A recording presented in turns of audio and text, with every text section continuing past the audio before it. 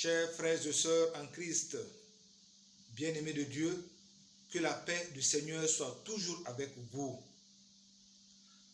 Notre carême suit son cours et nous voici aux portes de la 4e semaine. Ce dimanche est appelé dimanche du Létaré ou dimanche de la joie, pour nous faire comprendre l'imminence de la fête de Pâques qui se fait déjà sentir, si bien que nous ne pouvons que nous réjouir de tout le bonheur qui vient. Frères et sœurs, le temps de la victoire approche et c'est la grâce pour chacun et chacune de nous. Nous rendons grâce à Dieu pour tous les trajets déjà parcourus sous son regard bienveillant.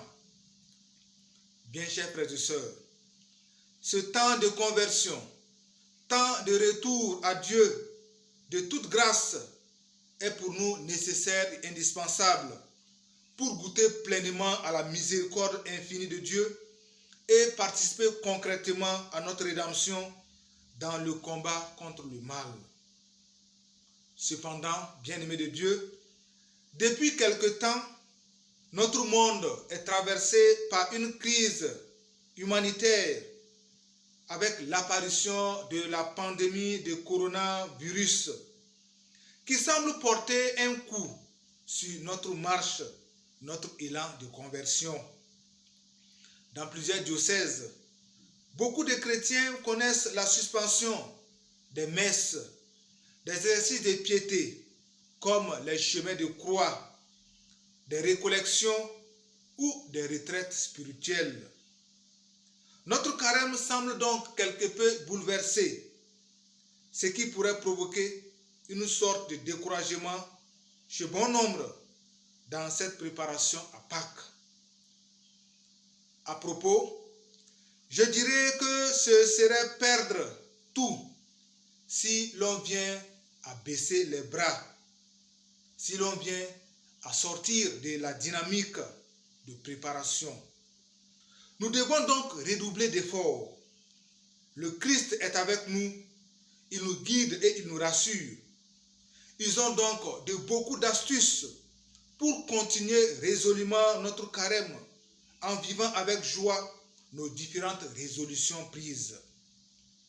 La volonté de Dieu s'accomplira pour nous. Ainsi soit-il. Frères et sœurs en Christ, les textes liturgiques de ces jours nous enseignent davantage sur l'identité et la mission de Jésus. Dans la première lecture, nous avons écouté le récit du sacre de David comme roi par Dieu. Dieu, par truchement de Samuel, fait choix de David, fils de Jessé, afin qu'il guide son peuple sur le chemin de la foi, de la justice et de la droiture. Ce récit en ces jours n'est point un effet du hasard. Il y a bel et bien une raison. Cette raison est de nous révéler la royauté de Jésus, en ce sens qu'il est descendant de David, lui-même roi. Jésus est véritablement le Christ, loin comme David. Ses paroles et ses actes viennent de Dieu.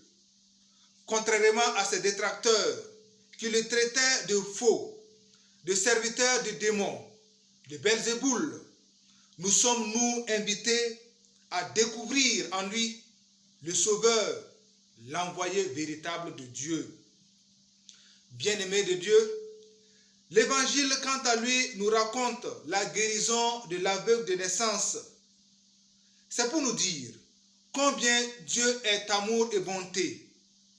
Jésus donne la vue à cet homme et se révèle ainsi comme la lumière du monde.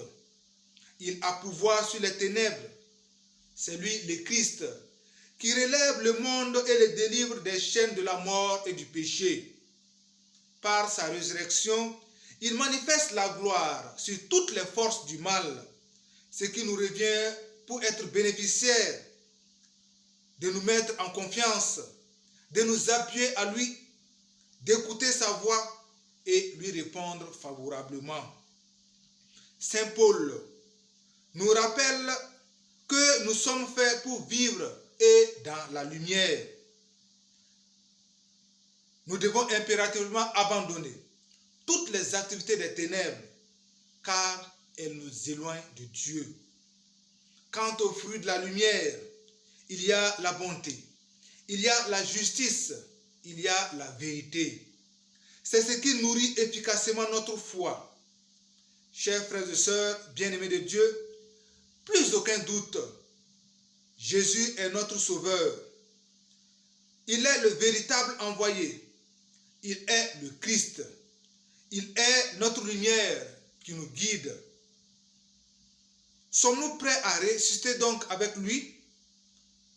C'est le temps de la grâce. C'est le temps du salut qui vient. Ne doutons donc pas. N'abaissons pas les bras, mais que nos efforts de conversion s'intensifient davantage. Frères et sœurs, que le Seigneur lui-même nous bénisse et nous inspire à combattre résolument le péché dans notre cœur de toute notre vie. Qu'il affermisse notre foi à sa suite et nous donne de nous ouvrir pleinement à sa lumière, lui qui nous aime maintenant et pour les siècles des siècles. Amen.